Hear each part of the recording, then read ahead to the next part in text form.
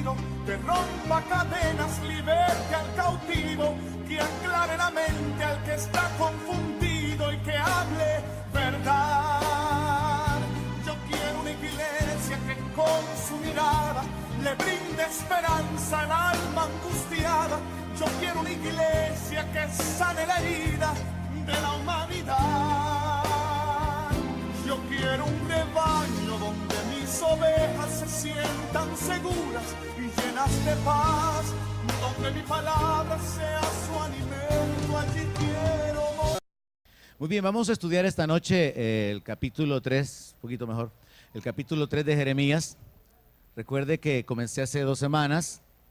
La intención es poder ocupar las amonestaciones y las revelaciones que Dios le dio al pueblo de Israel a través de este profeta. Me he sentido inquietado últimamente a compartir sobre los profetas. He estado tratando de hacer algunas aplicaciones prácticas, como siempre. Y es importante que cada uno de nosotros esté con un corazón dispuesto para que Dios hable a nuestra vida. Espero que usted continúe toda esta secuencia y que pueda aplicar la palabra en su corazón, porque a veces como que hacemos como cuando uno elige qué va a comer y desechamos cierta porción de la palabra, pero toda la palabra es útil. Toda la palabra trae edificación o corrección o consejo o ánimo. Toda la palabra es útil. Así que vamos a ir al capítulo 3, incline su rostro. Vamos a orar para pedir al Señor que hable en nuestras vidas esta noche. Padre, te damos las gracias por la oportunidad que tenemos de reunirnos. Gracias por guardar nuestra vida, por renovar tu misericordia, por tu protección durante este día, Señor. Por la libertad y el privilegio que tenemos de acercarnos, de invocar tu nombre, de adorarte, y por la oportunidad que tenemos de meditar en tu palabra. Gracias en el nombre poderoso de Jesús, porque tú nos hablas, nos edificas, nos sostienes con tu palabra y con tu espíritu. Gracias por amonestarnos, por edificarnos, por mostrarte, por mostrarnos tu voluntad mientras meditamos en tu palabra. Gracias porque tu Espíritu Santo aplica esa palabra en nuestro corazón. En el nombre de Jesús. Te agradecemos, Señor, porque creemos que tenemos lo que te pedimos. Y todos decimos amén. Aleluya. Capítulo 3 del profeta Jeremías, entonces, verso 1. Vamos a tratar de cubrirlo todo.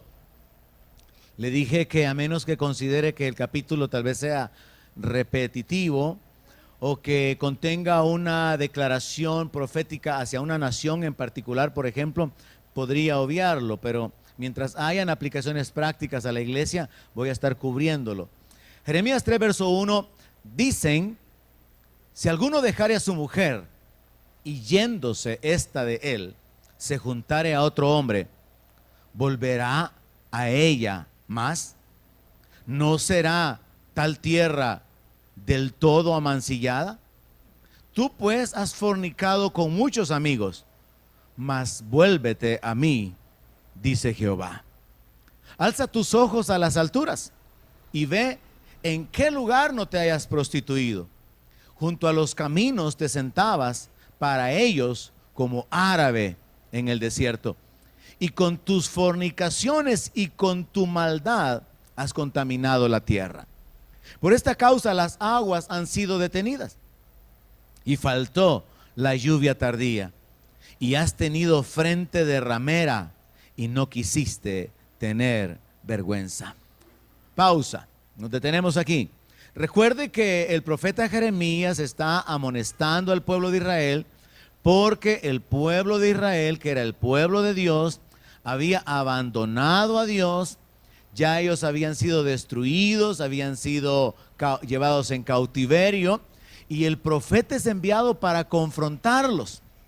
Una aplicación práctica ahora sería el amonestar a alguien que se ha alejado del Señor, a un cristiano caído, a un cristiano que estuvo perseverando durante algún tiempo, quizás años, pero se ha alejado, y ahora la amonestación sería invitarle a que se vuelva a Dios antes de que pierda su vida, antes de que las cosas se pongan peor. Y Dios enviaba a los profetas antes de que el mal viniera. Dios enviaba a los profetas cuando el mal ya había venido, pero Dios también enviaba a los profetas antes de que el final llegara, antes de que llegara un juicio de destrucción. Así que Jeremías viene con palabras de amonestación, pero al mismo tiempo, como en este capítulo lo vamos a ver, viene con unas palabras de invitación, porque Dios es misericordioso. Ahora, Dios comienza a hablar de manera que el pueblo entienda que no sería aceptable por ellos que si un hombre deja a su mujer y esta mujer va y se junta con otro hombre, forma otro hogar, es inaceptable y aún prohibido por las leyes dadas por Dios en Deuteronomio, que esta mujer, después de convivir un tiempo con otro hombre, regrese con su marido. Así que Dios está enfocándose en el pecado del adulterio espiritual, tomando como base el adulterio espiritual. Y él les hace una pregunta, la cual tiene como respuesta no. Porque la pregunta es, ¿volverá el hombre a la mujer a la que abandonó y cuya mujer se fue a hacer vida durante un tiempo con otro marido? ¿La volverá a recibir? La respuesta es no. ¿Por qué? Porque de esta manera se contamina la tierra. Y yo pensaba, ¿por qué Dios enfoca el pecado sexual como algo que contamina la tierra? Y es que nosotros como seres humanos fuimos creados a la imagen y semejanza de Dios. Somos la corona de la creación. Y deberíamos de ser por naturaleza no solamente seres con una mentalidad espiritual, sino también con una mentalidad moral. Pero por causa del pecado y la degeneración y la pérdida de la naturaleza, el ser humano se ha vuelto inmoral. Yo no sé cuántos de ustedes han escuchado, pero hay muchos animalitos que son monógamos. Hay muchos animalitos que nunca cambian de pareja. Pero entre los seres humanos, entre nosotros es normal, por así decirlo, el adulterio y las fornicaciones. Es normal la infidelidad. Y Dios no mira eso como normal, Dios no mira eso como aceptable. Es un pecado. Y es un pecado no solamente contra la persona misma, porque la Biblia dice que el que comete adulterio peca contra sí mismo, sino que también es un pecado contra la otra persona. Es un pecado contra Dios. Y es un pecado en cierta manera contra la sociedad, contra los hijos. Es un pecado en muchas áreas. Ahora, Dios está tomando el pecado sexual como base para hablar del adulterio espiritual, porque el pueblo de Israel ha abandonado a Dios y se han ido detrás de ídolos. Así que Él les dice, tú has fornicado con muchos amigos, mas vuélvete a mí, dice el Señor. Mire la misericordia de Dios. Dios está diciendo, en lo natural no es aceptable, está prohibido que la mujer regrese al marido, que la mujer se vaya con otro o viceversa, porque eso también se da en el otro ámbito y muchas veces se predica solo bajo el enfoque del hombre cuando conviene y no se considera a la mujer. Pero hay que considerar también el hecho de un hombre que abandona a su mujer y hace un hogar con otra mujer. Va a volver después de un par de años para regresar con su esposa. El Señor dice bajo la ley deuteronómica que eso estaba prohibido porque eso causaba mancha, eso causaba contaminación en la tierra. Eso es desagradable y causa consecuencias. Ahora, el Señor habla acerca de que el pueblo de Israel se ha apartado porque ellos lo han dejado como Dios. Han dejado de servirlo como a Dios. Y haciendo aplicaciones prácticas tenemos que entender que nosotros como iglesia tenemos que tener cuidado de que verdaderamente el Señor sea nuestro primer amor. Porque yo creo que esto no se mira así como que el creyente esté muy apasionado hablando de Cristo, hablando del reino. No, como que lo hacemos cuando estamos en la iglesia. Pero cuando ya estamos en el mundo, en el trabajo, allí nos olvidamos de la Biblia, nos olvidamos de lo espiritual, nos olvidamos de nuestra esperanza, nos olvidamos del reino, nos olvidamos del rey. Y muchos se olvidan de que los ojos del Señor contemplan toda la tierra para mostrar su poder para los que tienen corazón perfecto. Muchos se olvidan que Dios ve en lo oscuro, que Dios ve en la soledad. Entonces es importante que así como Israel fracasó y no tuvo cuidado de caminar en el temor de Dios, nosotros consideremos esa lección para no caer en el mismo error, porque el apóstol Pablo a través de la carta a los Corintios nos amonesta a que no pequemos de la misma manera que pecó el pueblo de Israel. Amén.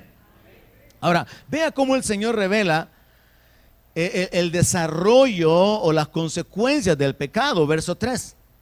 Por esta causa las aguas han sido detenidas y faltó la lluvia tardía.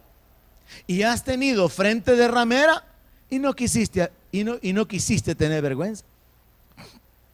Sabe, yo he encontrado varias escrituras, y esto está conectado con la maldición de la ley, en las que Dios, como consecuencia del pecado del pueblo, usa las circunstancias, trastorna un poco el orden natural, y en este caso en particular Él habla acerca de haber detenido la lluvia. Dios habla por medio del profeta Oseas, si no me equivoco, y le dice: hice que lloviera en una ciudad y en otra ciudad no lloviera, y todos venían a buscar agua a una ciudad y no se saciaban. Dios dice que Él lo ha hecho. Ahora, nosotros estamos enfrentando actualmente en el mundo un montón de trastornos. Hay lugares donde no llueve. En Los Ángeles, en San Francisco o en California, mejor dicho, tienen una sequía que ya lleva más de 4 años. La gente está esperando que este año se acabe la sequía. La gente está esperando que eso se termine, porque realmente es tan grave que la gente tiene prohibido regar la grama de sus casas. La gente tiene prohibido lavar los carros en la calle, lavarlos así, el desperdicio del agua. Hay lugares, hay gente que hasta recoge el agua lluvia, como que si estuviera aquí en San Salvador, fíjese, en Cumbitos recogiendo el agua, porque hay una gran sequía. Ahora, nosotros mismos hemos experimentado varios inviernos bastante secos, o por lo menos que se han desfasado. Cuando yo regresé de San Francisco recientemente, me ha alegrado de saber que había estado lloviendo y que ha estado lloviendo. Gracias a Dios que aquí llueve, hermano, porque la lluvia es una bendición. Se retrasó, se perdió cosecha, pero la falta de lluvia es una maldición. Y Dios se revela en el Antiguo Testamento diciendo: yo hice que lloviera en una ciudad y que no lloviera en otra ciudad. Dios puede causar trastornos para llamar la atención, para que la gente considere el pecado, para que la gente considere la falta de bendición, la falta de la manifestación de Dios a favor de ellos. Así que Él dice: por esta causa. ¿Por cuál causa? Por la idolatría, por haber abandonado al Señor. Aplicándolo a la vida del creyente, el apartarnos de Dios nos va a llevar a la sequedad. Y la sequedad significa falta del alimento. La sequedad significa una vida que no es vida, porque es una vida muriéndose, una vida estéril donde no hay frutos. Así que por causa de la idolatría, el pueblo de Israel enfrentó que se había detenido la lluvia y faltó la lluvia tardía. Y lo reprende diciéndole: y todavía has tenido frente de ramera. O sea, una actitud desvergonzada. Las rameras no se avergüenzan, las mujeres prostitutas no se avergüenzan, no se esconden. Y el Señor trata de esta manera al pueblo de Israel diciéndole: has sido tan cínico, han sido tan sinvergüenza en su proceder, que no han querido humillarse, no han querido volverse. Verso 4, continuamos: a lo menos desde ahora no me llamarás a mí Padre mío, guiador de mi juventud. ¿Guardará su enojo para siempre? Eternamente lo guardará. He aquí que has hablado y hecho cuantas maldades pudiste. Dios está tratando de meterse en el pensamiento del ser humano y le dice: no van a recapacitar ustedes que yo soy su Dios, que yo soy el que los he sostenido, el que los he guardado, el que les ha dado vida. No me van a reconocer a mí como Padre. Se han ido detrás de los ídolos. ¿Consideran ustedes que esos ídolos son padre para ustedes? Así que Dios está tratando de hacerlos recapacitar, los está tratando de hacer meditar en la condición en que están. Y les está tratando de atraer diciéndole: no me van a llamar a mí Padre mío. No van a recordarse que yo soy el que los he guardado. David habla sobre esto y él dice que en el vientre fue formado y que en el libro de Dios estaban escritas todas las cosas que luego fueron formadas. Solo hay un Dios, solo hay un creador, el que nos ha dado vida, el que nos ha dado espíritu. Y ese Dios es nuestro hacedor. Y nosotros tenemos que recordar que hay un hacedor, tenemos que recordar que hay un creador. Y tenemos que recordar que ese creador es nuestro Dios, es nuestro Padre. Y debemos de recapacitar bajo este enfoque que Dios trata de llamar al pueblo de Israel, llamando a Dios Padre y reconociendo que Él nos ha guiado. Mire, hermano, cuando yo examino mi vida, yo me doy cuenta que sin ser cristiano, Dios iba ordenando mis pasos, no sé con usted, pero yo fui bastante religioso de niño. Yo creo que le he contado que en mi respaldo había un montón de estampitas o cositas de yeso, del Sagrado Corazón de Jesús, de la Virgen, crucifijos. Yo era religioso, 8 años, 9 años, 10 años. A los 12 años yo andaba leyendo literatura de los testigos de Jehová, 13 años, 14 años, leyendo literatura de los adventistas, 15 años me metí en la gnosis, 16 años me metí en el movimiento de los Rosacruces. Yo era religioso, yo estaba buscando, yo estaba queriendo encontrar al Señor. Y al final, fíjese que un cura me ayudó a encontrar al Señor. El creador del Opus Dei, José María Escrivá de Balaguer, que escribió un libro que se llama El Camino a Cristo. Y en ese libro, este hombre, hoy que yo lo veo bajo la perspectiva evangélica, este hombre, siendo un sacerdote, presentaba a Cristo para poder ser salvo.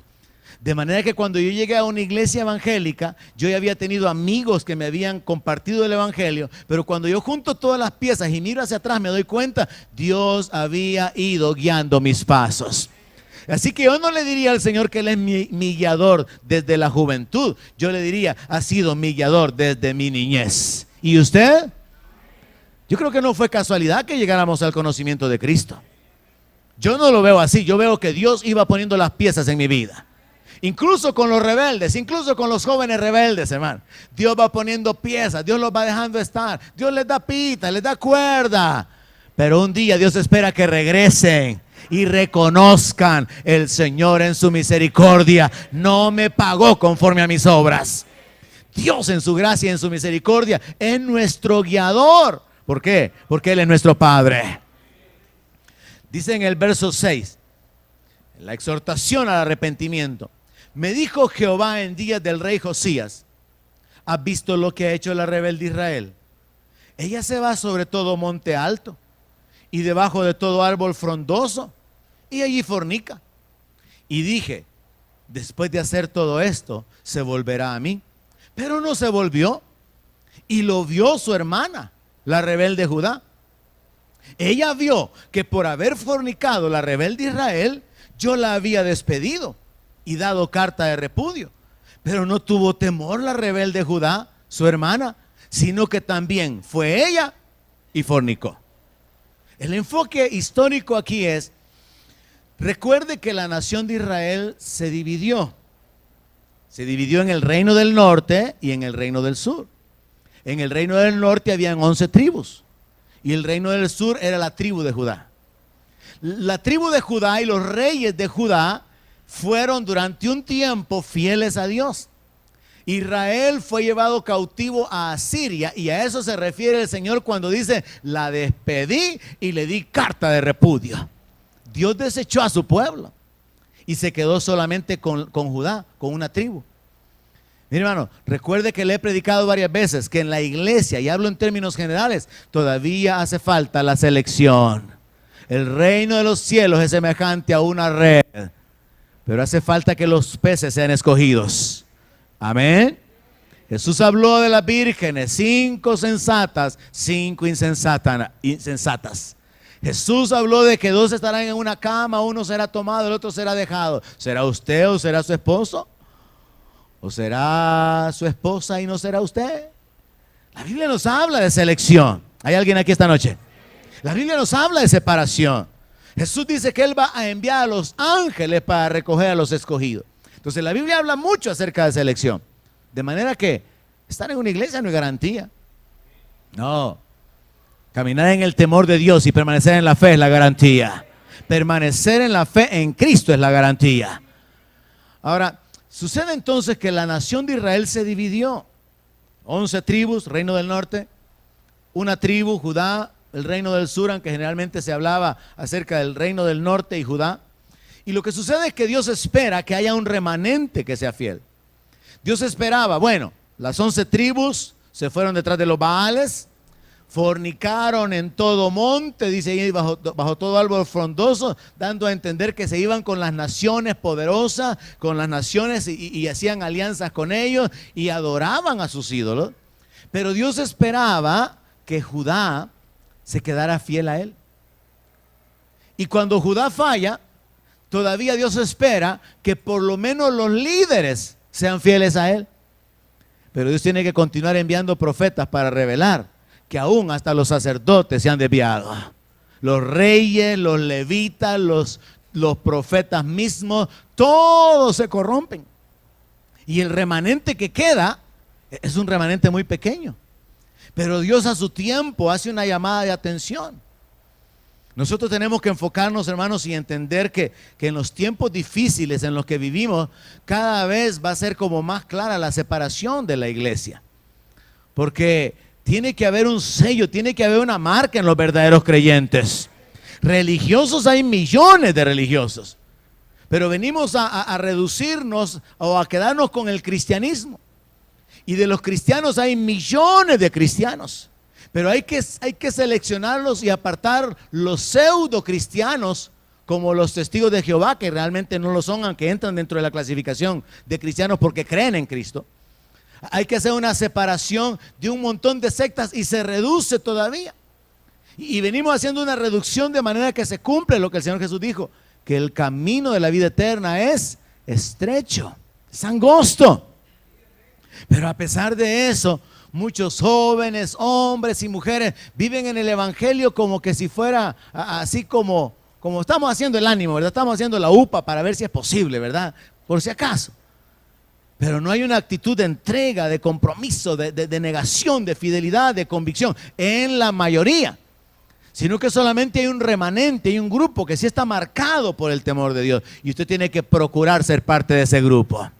Recuerde que Jesús dijo que había que esforzarse por entrar por la puerta estrecha, porque algunos iban a procurar, pero no lo iban a lograr.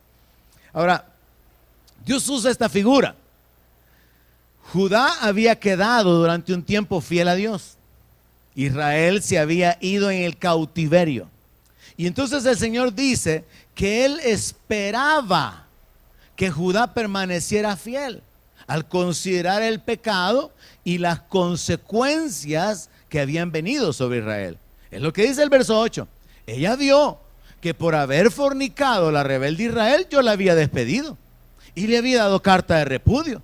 Pero no tuvo temor la rebelde Judá, su hermana, sino que también fue ella y fornicó. Aplicación práctica. ¿Cómo están los hermanos que durante algún tiempo perseveraron y han retrocedido y se han ido al mundo? Por norma, por regla, ¿estarán mejor que los cristianos? La regla es que muchos están peor que antes de que vinieran a Cristo. ¿Por qué? Porque el diablo toma control, toma dominio de las personas. Ahora, la aplicación práctica sería, si nosotros vemos que cuando la gente abandona al Señor y se aparta de su perseverancia, es cierto que tuvieron problemas, dificultades, necesidades, es cierto, pero Dios de una manera sobrenatural los está sosteniendo. Pero si se vuelven atrás por causa de las presiones y de los problemas, no van a encontrar la solución. Porque como dijo Pedro, ¿y a quién iremos? Si solo Él tiene palabras de vida eterna. Esta mañana hablando con un pastor a manera de ejemplo me decía, pastor, estamos pasando una tremenda prueba. A su esposa le amputaron la mano, no recuerdo por qué razón le amputaron la mano, así que su esposita está con la mano cortada, solamente tiene una mano. Y este hermano, bueno, ustedes lo conocen, el pastor Hernán. Él lo volvieron a meter a la cárcel porque lo acusaron otra vez después, no sé cuántos recuerdan cuando él vino y predicó que él era miembro de la banda de los Pitufos. Recuerde que él salió de la cárcel, él salió de Mariona cuando yo tenía el ministerio en Mariona, cuando estaba Gustavo todavía aquí hace muchos años. Pero él salió de allá, Dios lo levantó para ser un ministro de la palabra. Y Cristo a las Naciones lo entrenó, lo formaron y es un hombre que ha estado metido con la palabra, pero el diablo logró que lo metieran a la cárcel el año pasado. Y estuvo más de un año en la cárcel. y Dios no lo sacaba. Y le pedían un montón de dinero.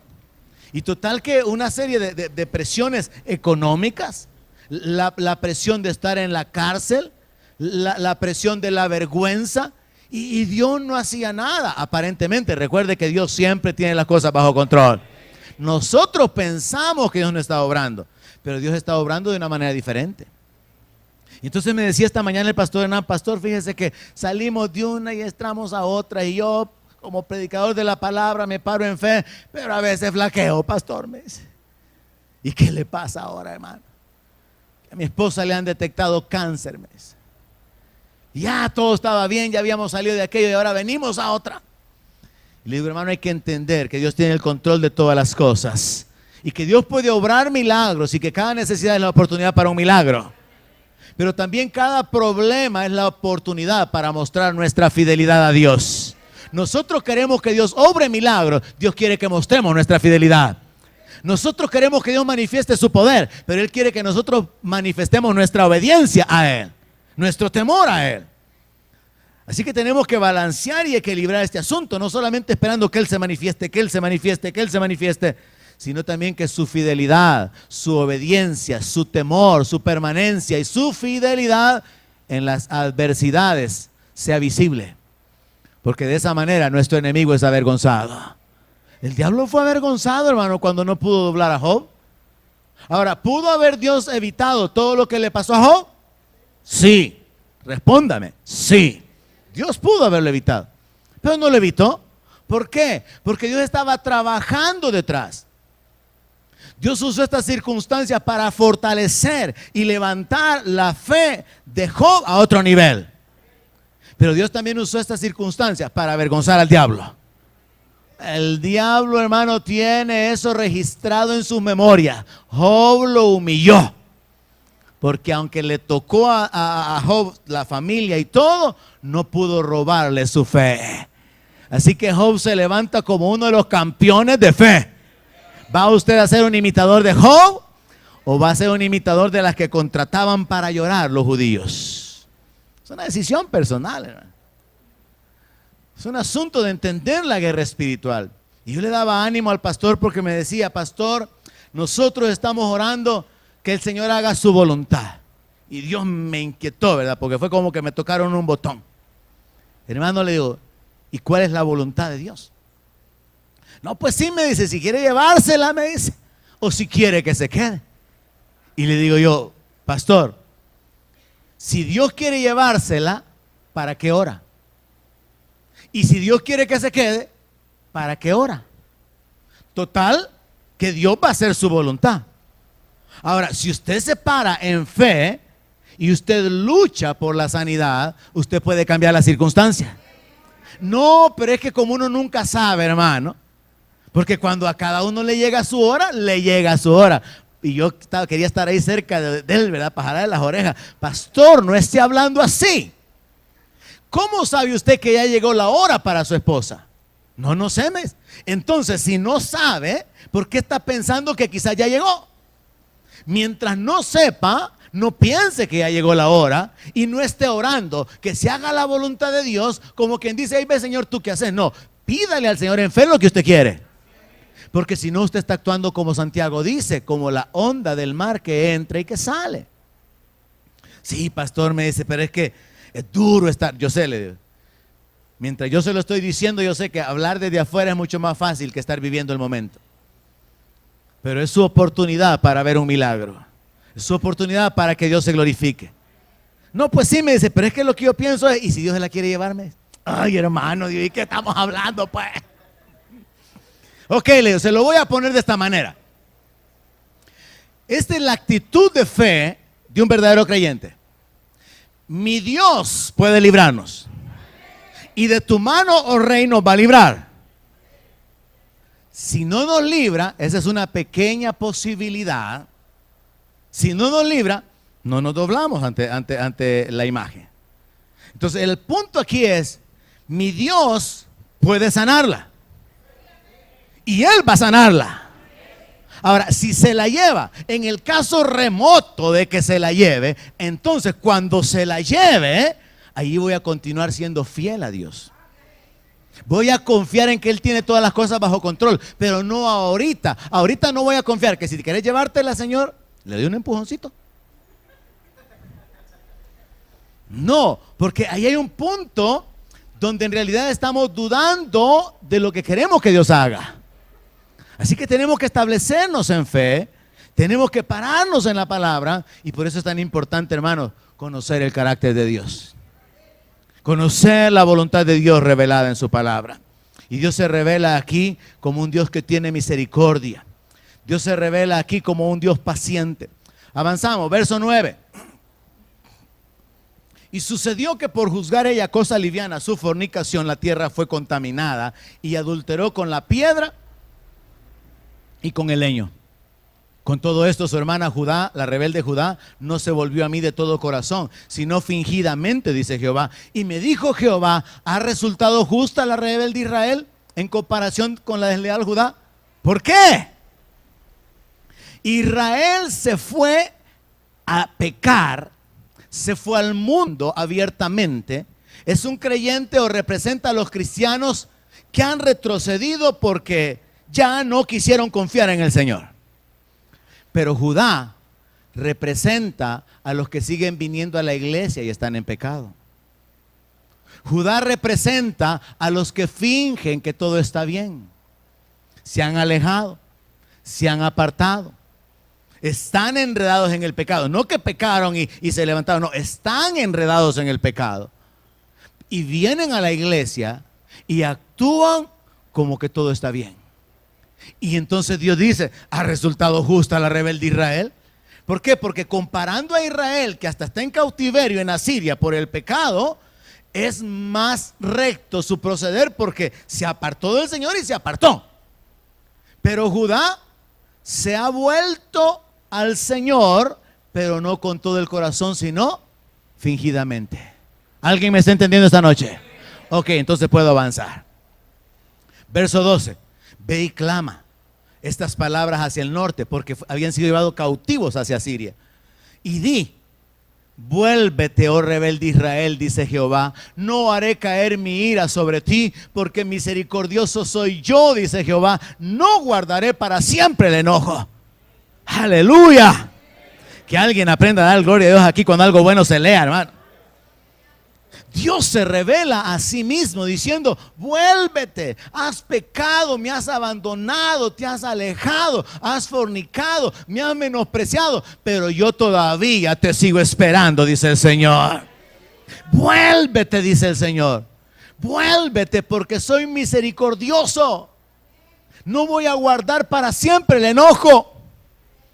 Mire, yo no sé en su experiencia cuántos días ha pasado enojado, por ejemplo, con un hijo, o con su esposa, o con su esposo. Si ha practicado el pasar enojado semanas, por ejemplo. O entre las familias, a veces sucede que es peor el asunto. Hay hermanos que han pasado años sin hablarse, meses sin hablarse, y así enemistados. Y Dios, hermano, revela su carácter de una manera que a mí me deja asombrado cuando Él mismo invita al pueblo diciendo, no voy a guardar para siempre el enojo. No voy a estar recordando mi ira, las razones por las cuales te dejé, te di la carta de repudio, te abandoné. No voy a estar recordando siempre que me diste razón para enojarme. Verso 13. Reconoce pues tu maldad. Mire lo que Dios pide, hermano. Reconoce pues tu maldad. Lástima que no vinieron los que tienen que reconocerlo, ¿verdad? No voy a decir amén hoy. Reconoce pues tu maldad, porque contra Jehová tu Dios has prevaricado y fornicaste con los extraños debajo de todo árbol frondoso y no oíste mi voz, dice Jehová. Convertíos, hijos rebeldes, dice Jehová, porque yo soy vuestro esposo. Y os tomaré uno de cada ciudad y dos de cada familia y los introduciré en Sión y les daré pastores según mi corazón que apacienten con ciencia y con inteligencia.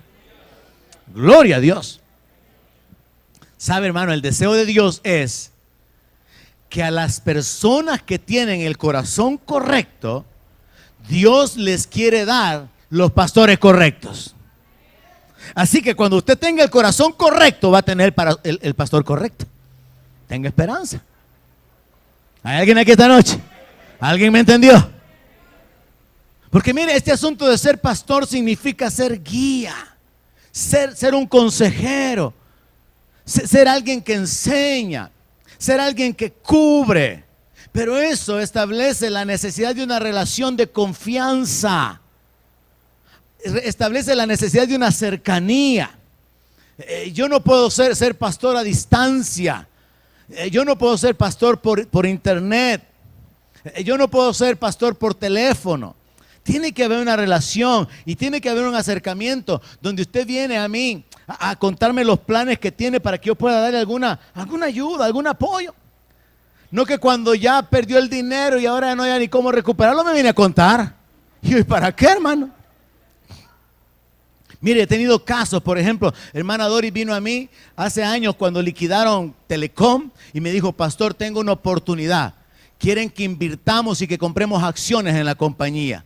Y estas son las condiciones y este es el tiempo que va a pasar y esta es la ganancia que han ofrecido. ¿Qué me dice usted? Eso es tener pastor. No, pastor, fíjese que ya compré 1000 acciones. Y 2 años después, pastor, fíjese que perdí todo el dinero.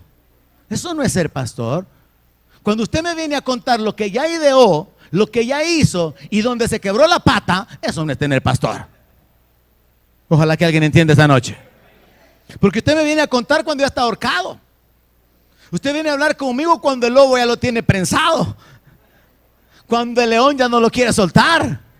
Usted no me viene a contar cuando oye que el león se está acercando. No, cuando el león ya lo tiene en la boca. Pastor. Cuando ya está a punto del último bocadito. Yo recuerdo haberle dicho a hermana Doris, no lo haga, hermano. Oramos sobre el asunto y no, hermano, no lo haga.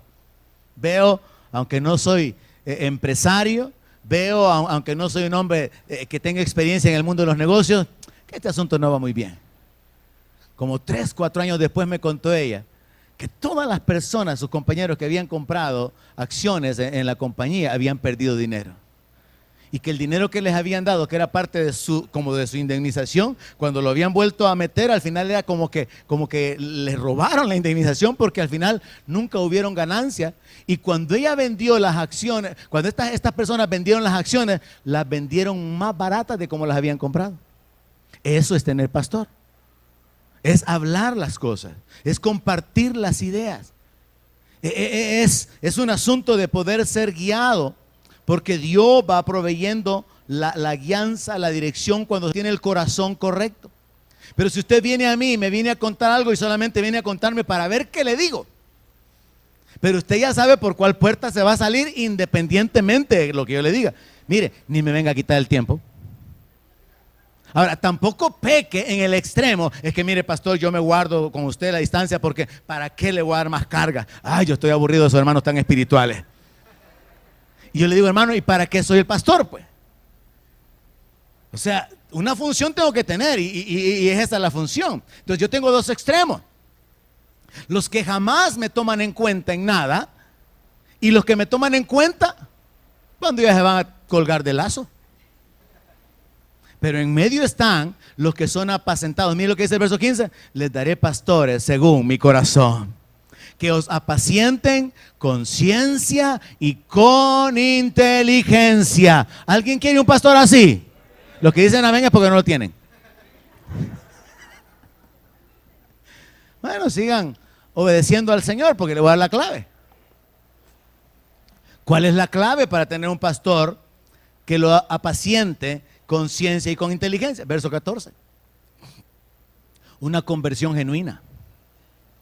El deseo de Dios es que verdaderas ovejas tengan verdaderos pastores. El problema que hay actualmente es que tenemos lovejas,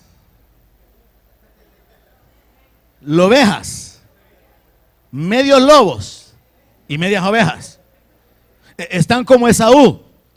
La voz es la de Jacob, pero está peludo. Igual que Esaú. Entonces hay una mezcla.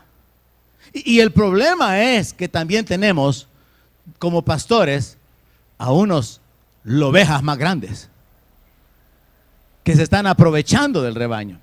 Entonces tenemos malos pastores, malos líderes, malos ministros y tenemos malos creyentes. Ahora, en la diversidad que hay en el reino sucede este fenómeno. Hay buenos pastores que tienen unas ovejas, hermano. Que qué calamidad de ovejas, hermano. Ay, Dios mío. Si los pastores lloran en mis hombros, hermano. Viera, pastor, no quiere cambiarme unas 2 por 1, me dice. Vive más cerca de por aquí, me dicen. Hay unos pastores que tienen unas ovejas, hermano, que ellos dicen, ¿y cómo hago, pastor? Y por el otro lado, yo sé que hay unas ovejas que tienen unos pastores. Ellas, las ovejas, son bien fieles, son pero intercesores, son pero tremendos. Y los pastores son unos bandidos. Entonces se da eso en la diversidad. Buenos pastores con malas ovejas. Y malos pastores con buenas ovejas. Pero el deseo de Dios es que a los que se convierten genuinamente, a estos le quiere dar pastores según su corazón. Y al final eso es lo que Dios va a hacer en su reino. Pero esto revela un principio espiritual del corazón. Verso 16. Y acontecerá cuando se multipliquen y crezcan en la tierra en esos días, dice Jehová, no se dirá más arca del pacto de Jehová, ni vendrá el pensamiento, ni se acordarán de ella, ni la echarán de menos, ni se hará otra. En aquel tiempo llamarán a Jerusalén trono de Jehová, y todas las naciones vendrán a ella en el nombre de Jehová en Jerusalén, ni andarán más tras la dureza de su malvado corazón. Dios está anticipándose y hablando del milenio. Hermanos, nosotros tenemos que estar establecidos en algo. Estamos esperando la manifestación completa del reino de Dios, el cual va a ser establecido cuando después de la tribulación Jesucristo venga en su segunda venida. Esa es nuestra esperanza como cristianos, amén. Estamos esperando la manifestación plena del reino. El reino ya está aquí.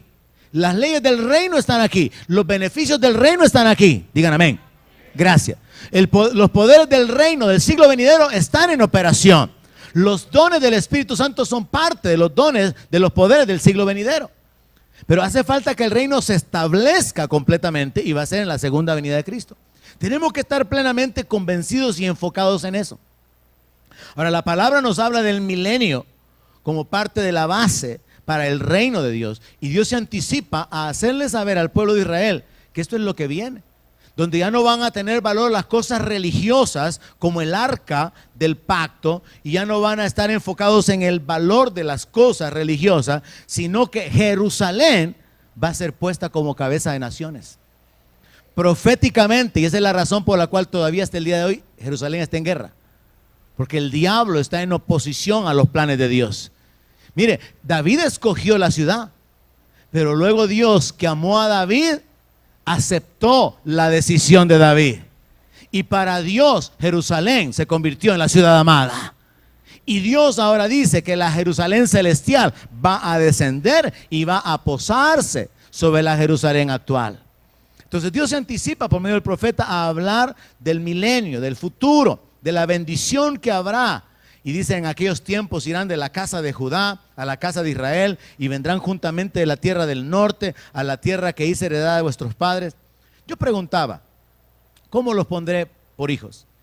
Y os daré la tierra deseable, la rica heredad de las naciones. Y dije, me llamaréis Padre mío, y no os apartaréis de en pos de mí. Es cuando Dios determina la única forma en que puedo bendecirlos y ponerlos por hijos, es darles mi espíritu para que ellos me puedan llamar Abba Padre, como dice en el libro de Romanos.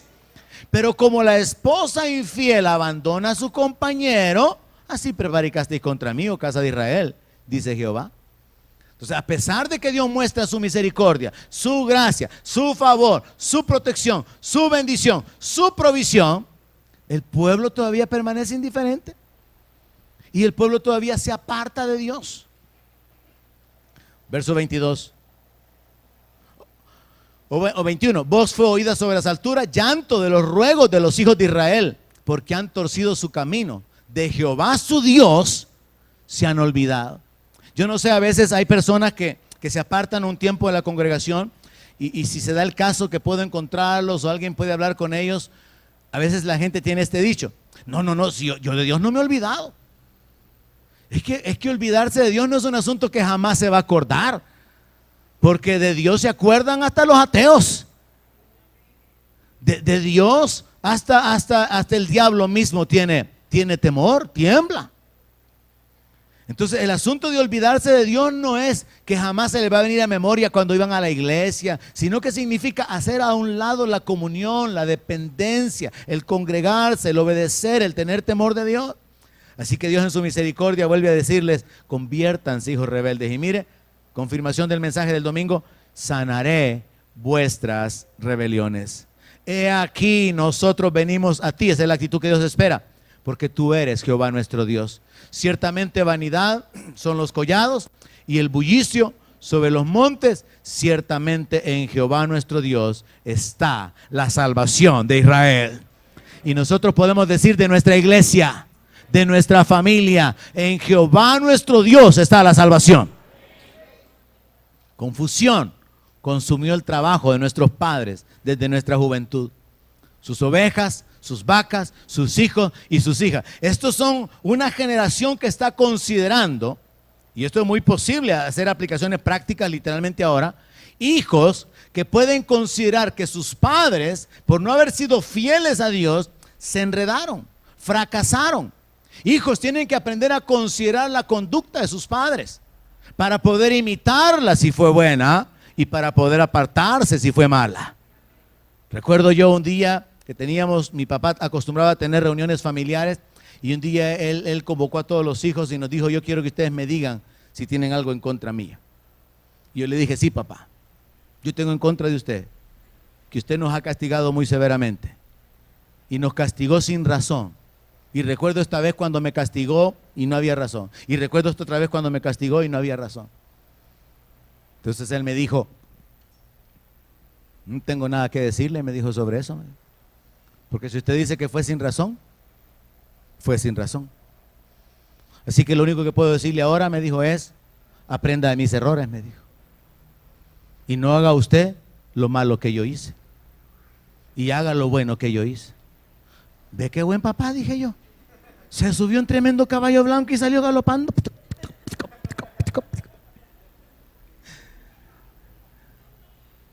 Tenemos que aprender. Los hijos de Israel consideraron la vida de sus padres, los errores de los padres. Hijos, consideren ustedes la fidelidad y el esfuerzo de sus padres, la santidad y el compromiso, o la dejadez y el mal ejemplo que les han dado. Pero cualquiera que sea la cosa, ustedes tienen que tomar la opción correcta: ser fieles a Dios, ya sea imitando a sus padres o no haciendo como sus padres. Porque con esto termina el capítulo. Confusión consumió el trabajo de nuestros padres desde nuestra juventud. Sus ovejas, sus vacas, sus hijos y sus hijas. Yacemos en nuestra confusión y nuestra afrenta nos cubre, porque pecamos contra Jehová nuestro Dios, nosotros y nuestros padres, desde nuestra juventud y hasta este día, y no hemos escuchado la voz de Jehová nuestro Dios. Así que, hijos, también les corresponde considerar cómo se han comportado ustedes. Porque a veces los hijos juzgan a los papás. No saben de dónde los papás vienen. Lo que les ha tocado a los padres atravesar las etapas en la vida. Entonces un hijo puede juzgar al papá. Yo no dije júzguelo, sino que dije considere la conducta. La Biblia dice lo mismo con respecto a los pastores. Dice de que las ovejas deben de considerar la conducta de los pastores y ver cuál es el resultado de la conducta. O sea, ¿cuál es el fruto? Así que, hijos, ustedes también tienen un reto de parte de Dios. No solamente considerar el buen ejemplo de los padres o el mal ejemplo de los padres para apartarse, sino también reconocer: nosotros también hemos pecado, hemos sido rebeldes. Con esto se cierra el capítulo 3. Próxima semana continuamos con el capítulo 4, que es un llamado más profundo de parte de Dios al arrepentimiento. Oramos para despedirnos y honrar al Señor con nuestras ofrendas. Padre, gracias. Te exaltamos, reconociendo tu misericordia y tu bondad. Te alabamos, te agradecemos, Señor, por llamarnos, por amonestarnos, por advertirnos, por revelar tu voluntad y tu carácter en nuestra vida. Te damos la gloria, la alabanza, las gracias y te adoramos voluntariamente con nuestras finanzas en el nombre de Jesús, nuestro Señor. Donde mi palabra sea su alimento, allí tienes